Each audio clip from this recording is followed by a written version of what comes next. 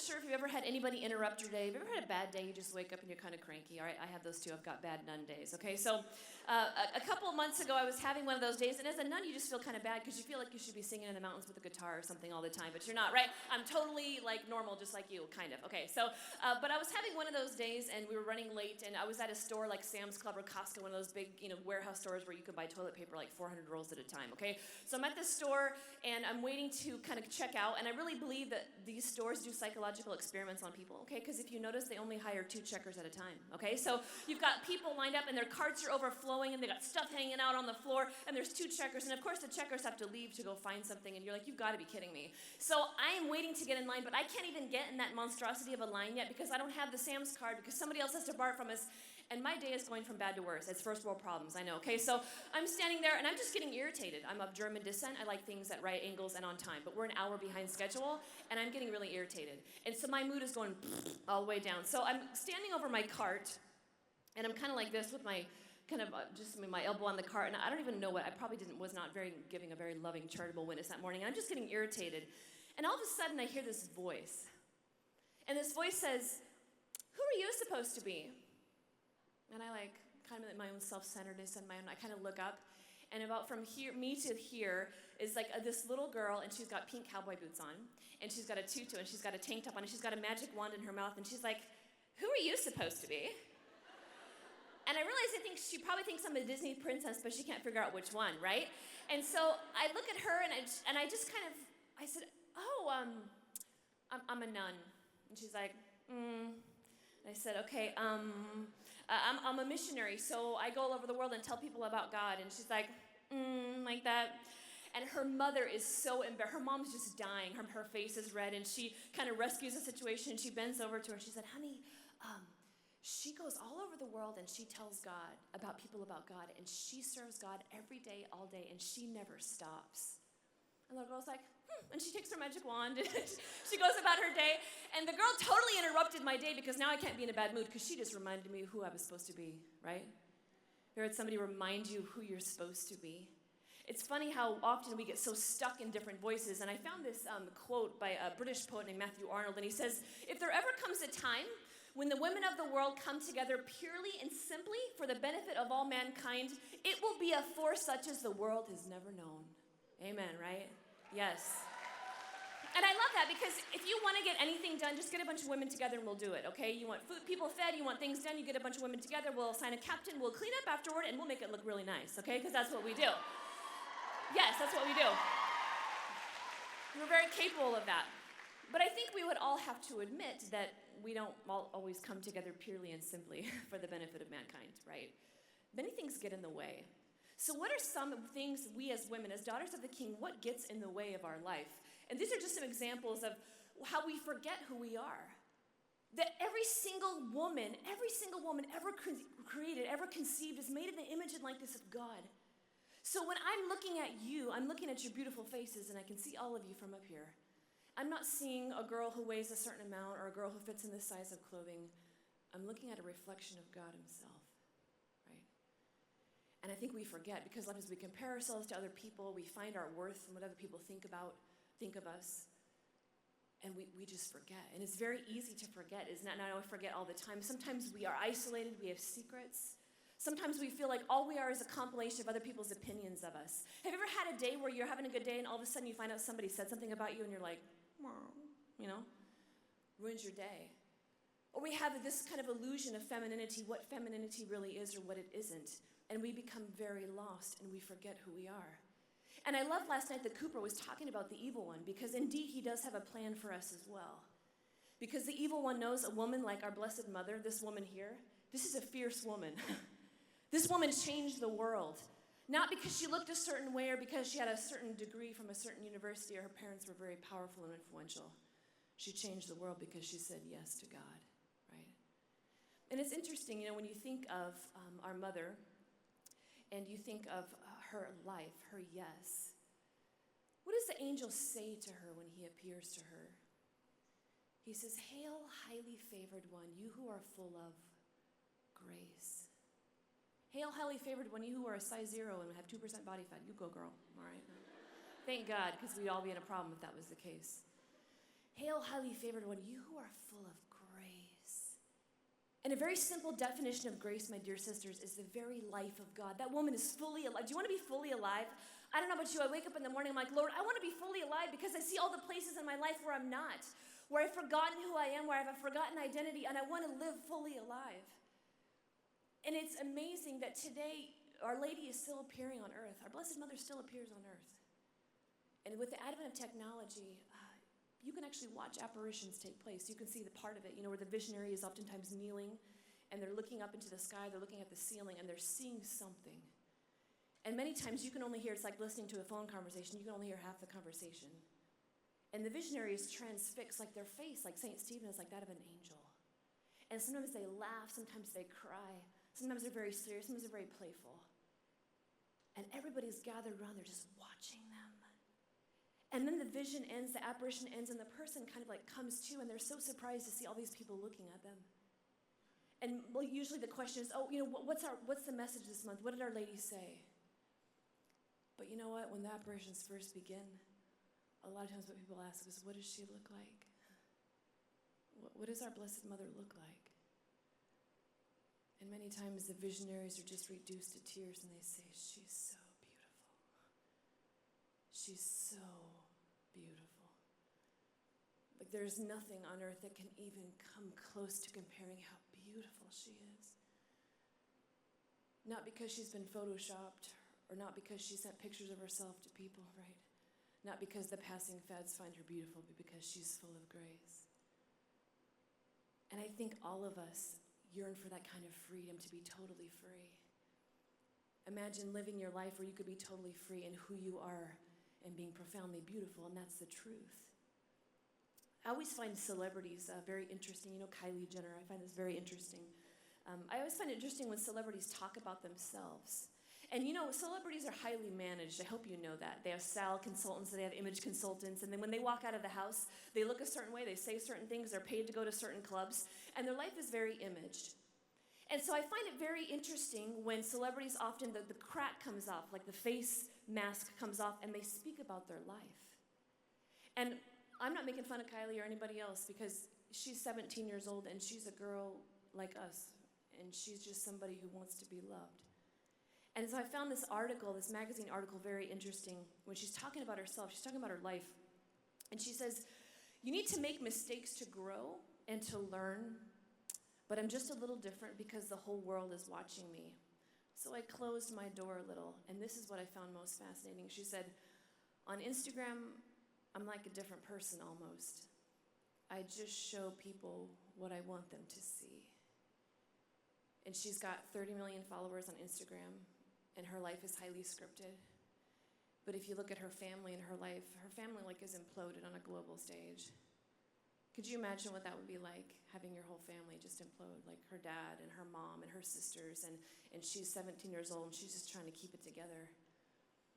And I bet if you asked her, she would stand before you and say, I just want to be loved for who I am. I just want people to see me. Not my lips or what I look like or all the ways that I feel like I have to change, but I just want to be loved. Because she's like all of us, right? That's what we want. Or maybe our struggle isn't perhaps like a forgotten identity versus comparison to other people, or maybe it's not something that we struggle. Not everybody struggles with images on Instagram. But what if it's a voice that tells us certain things about ourselves? Have you guys seen the recent Cinderella movie? Have you seen Cinderella? Okay. I want to show you a clip from that movie. And this is the part where Cinderella receives her name by her stepmother. And her stepmother is a woman who's very broken. And there's a saying that suffering that is not transformed is transmitted. Suffering that is not transformed is transmitted. And the stepmother is like this model of that, where she was married and she loved her husband, and her husband died. Now she's got these 2 daughters. And she's all about having her daughters taken care of. But all the bitterness, instead of allowing the suffering to transform her, she just transmits it onto Cinderella. And all the ugliness inside her is poured out onto this beautiful, beautiful girl. And one day, she gives her a name. Can you show that video, please? I thought breakfast was ready. Oh, it is, madam. I'm only mending the fire. Future, could we not be called until the work is done? As you wish. Ella, what's that on your face? Adam?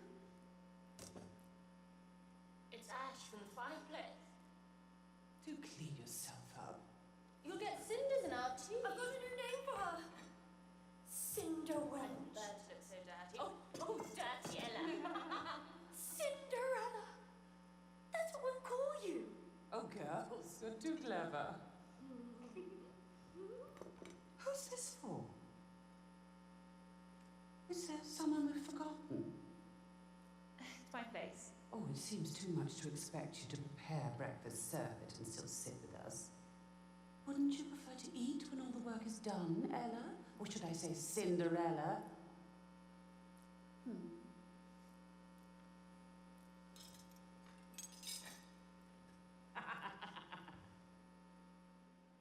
Harsh, huh? I wonder how many of us have received names like that. Or in our brokenness, how we passed on our brokenness to other people, because that's what we do in our brokenness.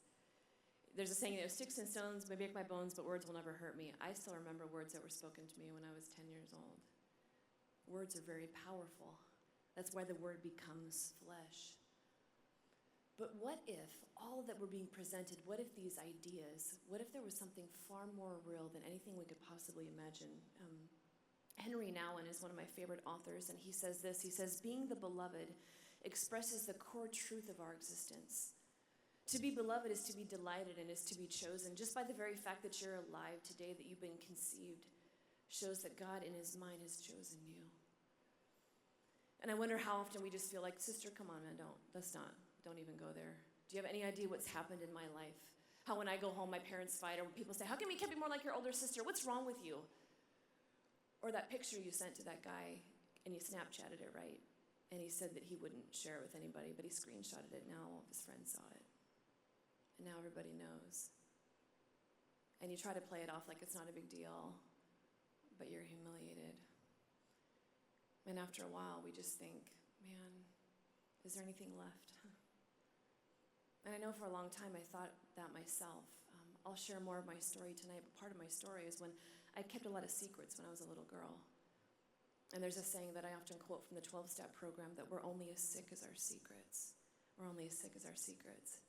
And I longed to be beautiful and pure and lovely. But when I was 10 years old, I had my innocence taken from me. And I didn't tell anybody.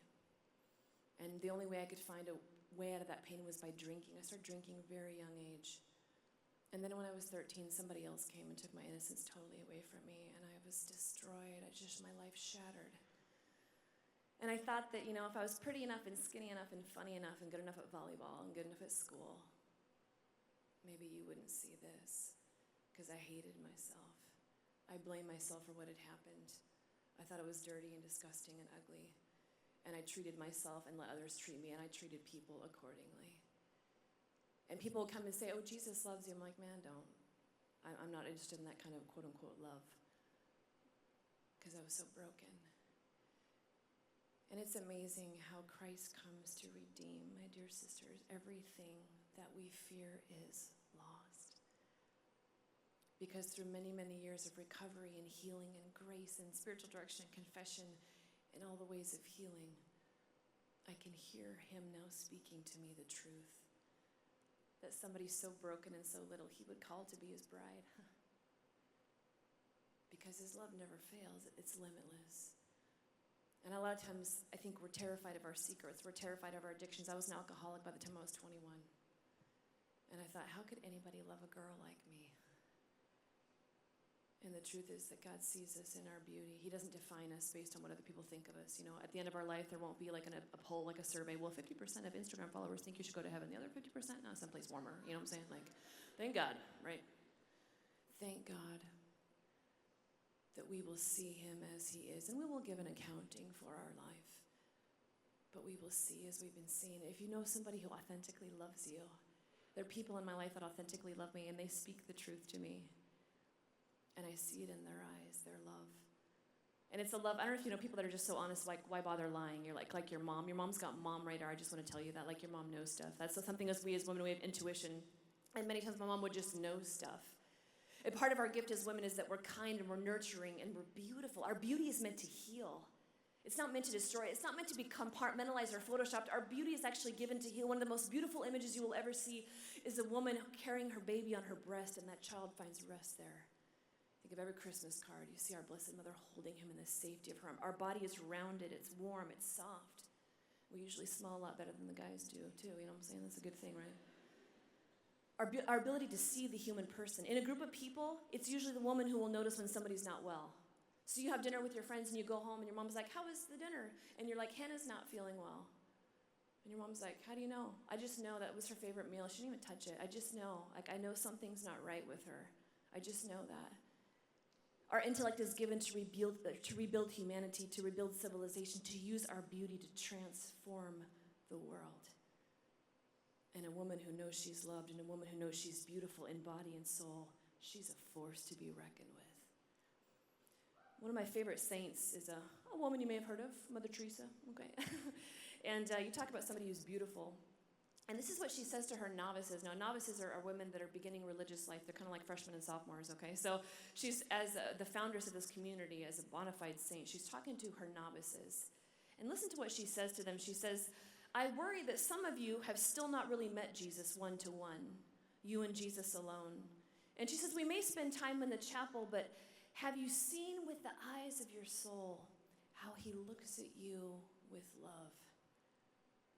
And all of us crave intimacy. Part of what it means to be human is to be in communion and relationship. This is why isolation, when we find out people have been gossiping about us, like when you go to school and your friends decide they're not going to talk to you on Wednesday, you're like, oh, thanks, right? And many times we're like, oh, I don't really care. It doesn't matter. It totally hurts. Because to be in isolation is the antithesis of what it means to be human. So we long for intimacy. We long for this look, but we're also, I think, terrified of it. But when Christ looks, when we allow him to look at us, he doesn't see the facades. He doesn't see the masks. He sees us. And he finds it delightful to behold. She goes on to say, and I love this, Mother Teresa, she says, do you really know the living Jesus? Not from books, but from being with him in your heart. Have you heard the loving words he speaks to you? Ask for the grace. He is longing to give it to you. He is longing to give you the grace to whatever you're struggling with right now as you sit here in this room. Wherever you find yourself, whatever the secrets that you're afraid of, whatever hopes and dreams you have in your life, the beautiful plan that God has for you, he's longing to speak those things into your life. But we settle so often for other things, don't we? And our whole life becomes like this image, like on Instagram. And we think that's reality. And everything's photoshopped, right? It's edited just so, because you don't want no ugly picture of yourself on Instagram, okay? So it's got the right filter. You're like, oh my gosh, my nose looks huge, delete that, okay? So we're not putting that on. And it's just a scripted life. And within all of us is this little girl who's just desiring to be set free. I worked at a daycare for many years in Seattle, and I have a lot of daycare stories. I'll tell another one tonight, but one of them was, one of my favorite ones is watching mothers come to rescue their kids. And you know, if you had 30 kids every day after school, if you've ever watched 30 kids at a time every day after school, you know that about 4 o'clock in the afternoon, our daycare ran from 3 to 6 o'clock at night. About 4 o'clock in the afternoon, 4:30, maybe around 5, we're gonna have some meltdowns. Okay, so wailing and gnashing of teeth, Legos explode, Barbie's heads comes off, things like that, all kinds of things happen, okay? And the kids are tired, and a lot of times, you know, they're raised by single moms. A lot of the kids that came to our daycare were raised by single moms, and God bless single moms. That is the most difficult job on the face of the earth, right? Amen. I mean, God bless the women who choose life, and that's a hard job. That is a hard job. And so mom sometimes works 2 jobs. She's got a couple kids. And sometimes, you know, she would bring the kids to the daycare at 7 o'clock in the morning. And those kids would be the same kids. They stay at the morning daycare. They go to school all day long. And they'd be the same kids that were the last to be picked up. And, you know, every now and then, one of the kids would just have a total meltdown, like wailing and just crying, be like, whoa, what's wrong? And if you've ever had a kid cry, they can't even get words out. They're crying so hard they can't even get words out. And what I realized very quickly is we can't calm them down. They won't stop crying. And what I realized very quickly is they're not feeling well. They're probably getting sick. And I don't want to call mom because mom already missed work last week because another one of her kids was sick, but I don't know what to do. And as much as I love those children, we would hug them. We just love them so much. I'm not their mom. So I have to call mom. I'll call mom, like, Mom, can you come get your little girl? She's not feeling well. She won't stop. I've seen it with boys and girls, you know. We just can't get her to stop crying. And as soon as mom hears that her little girl's sick, her voice is instantly one of concern, and she's like, I'll be right there, sister. I'll be right there. So 20 minutes later, you know, you hear like a knock at the daycare door, and mom comes in. She's a mom on a mission because her baby's sick, right? So she comes in, scanning the room for her little girl.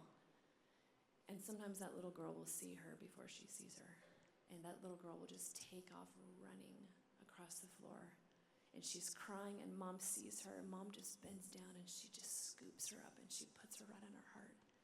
And she just stands there, and she rocks that little girl back and forth, and she's sobbing, sobbing, sobbing. She says, "It's okay, baby. It's okay. Mama's here. You're safe. It's okay. It's all right." And that mom stands there, and she doesn't care. All the kids are looking at her. She doesn't care because that's her baby. And eventually, mom does what nobody else can do. She gets her little girl to stop crying. And she sets her down, and she goes into the closet, and she takes her little backpack and her little jacket and puts it on, and she says, "Okay, we're going to go to the store, okay?" And the girl's like, "Okay, Mommy." And she takes her by the hand. She says, "Thanks, sister. I'll see you tomorrow." Mission accomplished. Mom showed up, right? That's the heart of a woman. A refuge for the broken, where the lost find strength, and not a strength that leeches off other people, but a strength that gives because she knows who she is in Christ. And when we as women choose that kind of beautiful, when we choose that kind of beautiful, the world changes. When we don't allow ourselves to be used, or we don't use other people to make ourselves feel better or give an emotional high or a physical high, when we can see the other person and say, "I love you, and I choose your goodness, I choose your beauty." To choose what is authentically beautiful is not always easy. And I know for myself, for a long time, I allowed a lot of behavior to go on in my life because that's what I thought I deserved. I didn't think I deserved any better, and I didn't think I had any hope. But as we consciously choose in our life to do what is true, good, and beautiful, our lives change, our lives become full of grace. And grace brings beauty.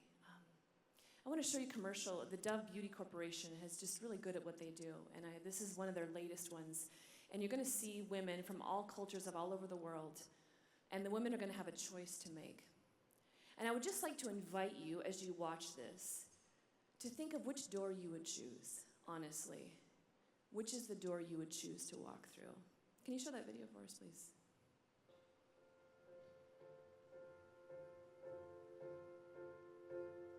It was my choice. And now I will question myself for the next few weeks, maybe months.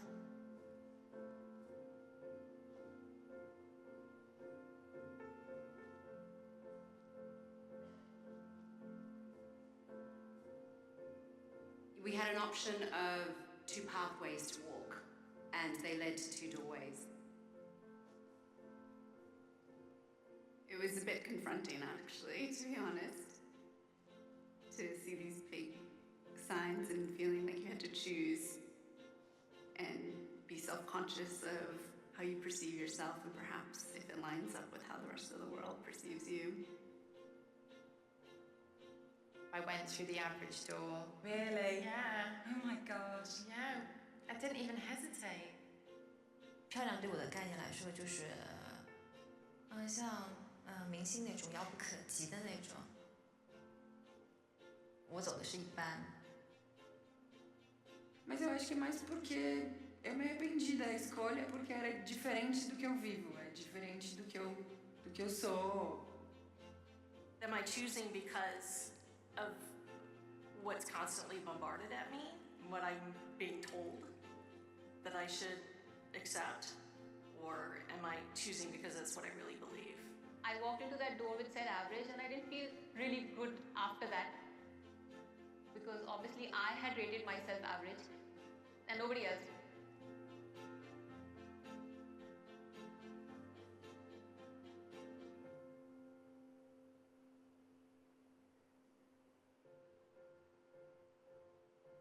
Todos os dias eu passo pela porta comum e ontem foi um dia único e eu optei por passar pelo bonita.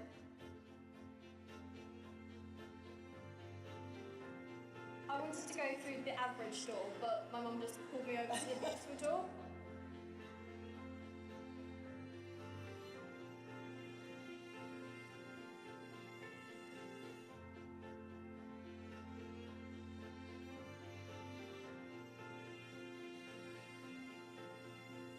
It was quite a triumphant feeling.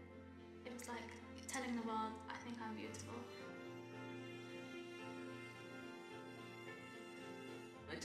wish more young women realized it. 要是再给我一次机会走过那扇门的话，我觉得我应该会选很美的扇门。I think I would walk through the beautiful door. Acho que a porta bonita está completamente aberta para mim. Maybe I could walk in that door. You can. Next time I look in the mirror, I will see somebody really beautiful looking back at me. Beautiful is a great word. So why not see what's on the other side of that?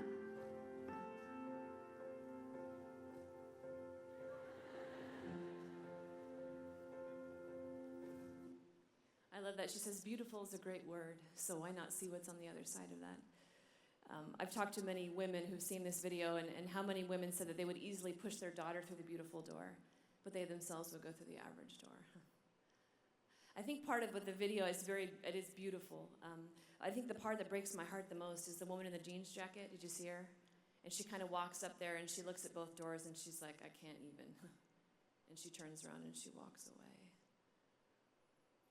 Remember what Mother Teresa said, that Christ is longing to give you the grace of authentic beauty, of authentic longing, of authentic intimacy. And thank God beauty is not reduced to something photoshopped, because beauty trends change. If you ever watched like videos of how beauty trends have changed over the years, thank God it's not just that. And we as women are beautiful in body and soul. It's the combination of her entire person that brings beauty to the world, not defined by passing standards, but given as a free gift from God. I'm going to invite Sarah back up here. I want to, just because the Word of God is living and effective and far more powerful than anything I could ever utter, I'm going to just read the gospel to you. And so you know that Jesus is always healing people. He has an interesting habit of doing that. He's always getting into people's lives and healing people and going into their messes. And he's going to heal somebody who's got a little problem. She's dead. Okay, that's kind of a problem. Okay, so, but he's going to come and, we think we've got problems. We're not dead. All right, so she's got a little problem. She's dead. So God's like, he's not deterred by that. But I wonder how often, my dear sisters, we're deterred by that because we've got the stuff that we've never told anybody about, whatever that may be, whether that's struggles with secrets of abuse or same-sex attraction or drinking or cutting or just where you feel like you're just never good enough. You go to church every Sunday, you go to youth group, you're the team leader, but there's party, people make fun of you, and you're just like, I just need to be set free. So I don't know what your quote-unquote bed of pain is, but I do know that honestly speaking, we all have one. I'm just as broken as anybody else. And I desperately need a Savior every day. So I'm just going to invite you to find a place in this story. And maybe you're one of the bystanders. Maybe you're a little girl who's just noticing the whole story. Maybe you're the little girl herself. Maybe you're the child's mother. I don't know where you find yourself. But I would just allow you with your holy imagination to enter into this story. And if you want to close your eyes, you can. If you don't want to, you don't have to. But let's see where Christ ministers to us in his word this morning.